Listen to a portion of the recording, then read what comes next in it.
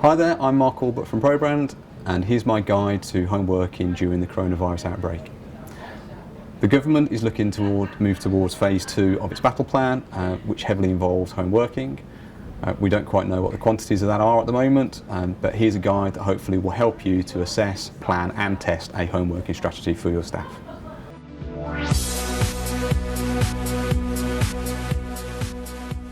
So firstly, devices. We need to think about how these users are going to connect into the office.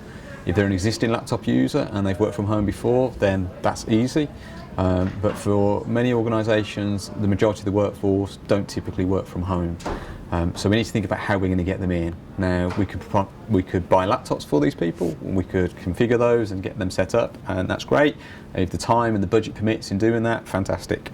However, that's a bit more involved, and there are probably easier ways of actually getting a lot of the workforce in quite cheaply, effectively and quite quickly, more importantly.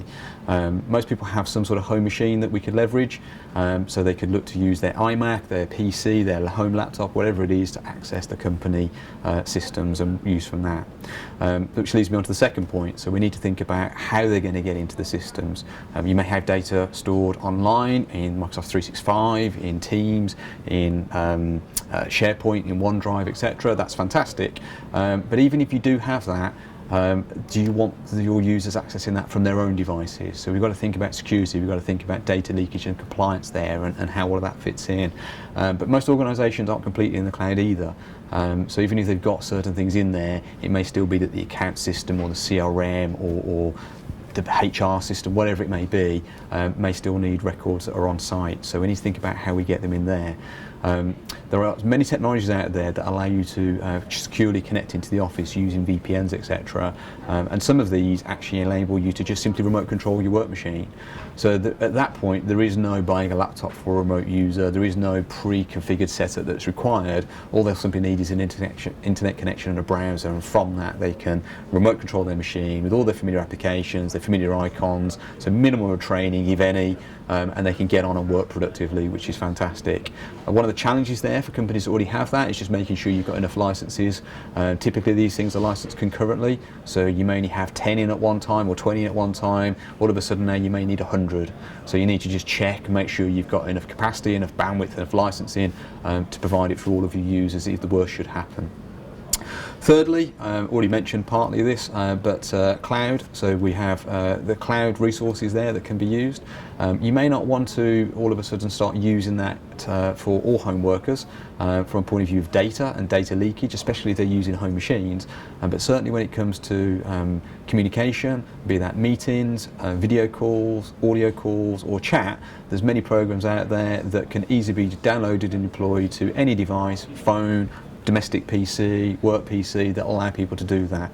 And obviously when it comes to a phone call or when it comes to a video conferencing session, it doesn't really matter who owns the device, because that data isn't intellectual property that we need to safeguard. So certainly have a look at those, and many providers like Microsoft are certainly offering extended free trials of those. So if you get 3 months free or 6 months free, it could certainly see you past the peak of the outbreak. So that brings me on to the fourth point, which is telephony. How do we get the users to be able to communicate? Hopefully a lot of that will be taken away with online conferencing solutions, but there's still going to be customers, there's still going to be suppliers that you're going to need to pick up the phone to. So we'll have existing mobile phones users, so that's fantastic. They can just do what they've always done. But the people who are occasional use, we may want to split those into a couple of camps. If they've got their own mobile and they've got unlimited minutes and data or unlimited minutes and text, you may ask the staff member to actually use that, especially when they're making a couple of calls a day or it's just between individual staff members. If the user doesn't want to do that or is concerned about their own number, then ultimately you can buy them a monthly SIM contract with no commitment for as little as £6 a month. So those are out there with unlimited minutes and limited text, so it's a great way of giving people a temporary handset and getting them working. The device that they use it on, they may have an old mobile kicking around. Again, we're not concerned about data here because it's just a phone call. Alternatively, you can buy a mobile phone for anything from £15 upwards from your local supermarket or anywhere you need to. On top of that, there are cleverer solutions, so maybe a cloud-hosted telephony system may be a better way of doing that. Again, need to think about how long is this going to be implemented for, how many people are we talking about, and really it's using the right tools for the right job. You know, if it's an occasional person they need it, fine. If actually now is a great time for you to look at your long-term home working strategy, maybe a cloud telephony system is a far better way to go. So, but again, something you can pick up on the assessment of that. Now, another really important point is the security around this. We talked about people using their home machines, which is a fantastic tool. It's already been paid for, it's already there. I would absolutely look to leverage that as much as I could, but you need to be mindful of data security. So if they're remote controlling their office machine, fantastic, because all the data resides in the office. If you do start allowing them to do other things on that machine, we need to think about what does that mean? What is that data? Where is it residing? Is it secure? Is it protected? Are we breaching any of our compliance needs by allowing users to do that?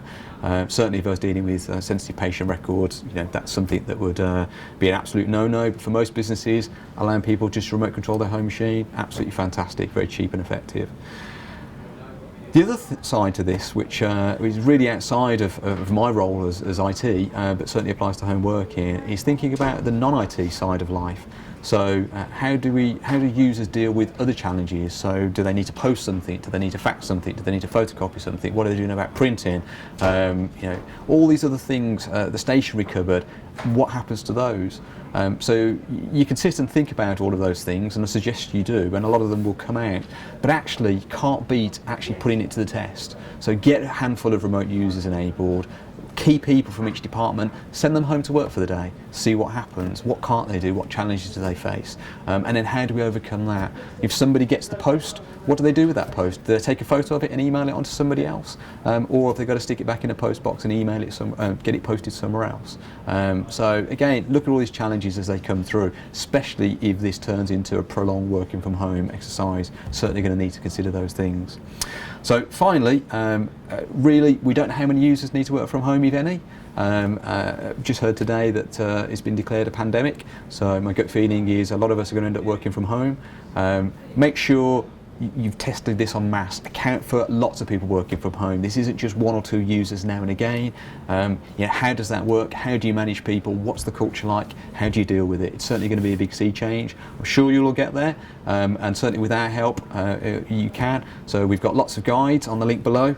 Lots of guides, free assessments, and the team here are just waiting for you to give them a call for them to help you with your challenges.